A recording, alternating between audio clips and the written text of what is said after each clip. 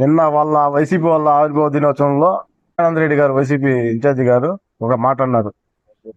అభివృద్ధి జరగటం లేదు, ఎక్కడ చూసినా అట్లే ఉండదు, అది ఇది అంటా ఉన్నారు. అభివృద్ధి అనేది అంటే ప్రతి ఒక్కటి మాతో కూడా వస్తే మేము వచ్చి చూపిస్తాం. ఎక్కడెక్కడ ఏ అభివృద్ధి జరుగుతా ఉంది ఏమనేది మేము వచ్చి చూపిస్తాం. మీకు కనిపించకపోతే మేము వస్తాము, మాతో కూడా రండి, ఏమేమి చేశారనేది చూస్తాం. అదేవిధంగా చిత్తూరు ప్రజలు ప్రతి ఒక్కరు చూస్తానే ఉన్నారు, అబ్జర్వేషన్ చేస్తానే ఉన్నారు.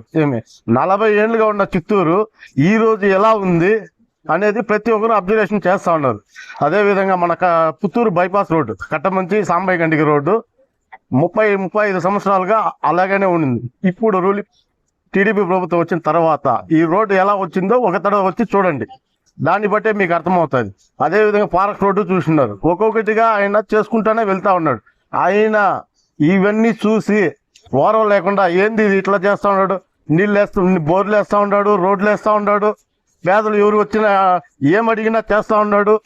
ఇట్లా వీళ్ళకి రాత్రుల్లో నిద్ర పట్టడం లేదు. అసలు ఏంది ఇట్లా చేస్తా ఉన్నాడు, రేపు మన ఫ్యూచర్ ఏమవుతుంది అనే భయంతో ఏం మాట్లాడతాడో ఆయనకే అర్థం కాల.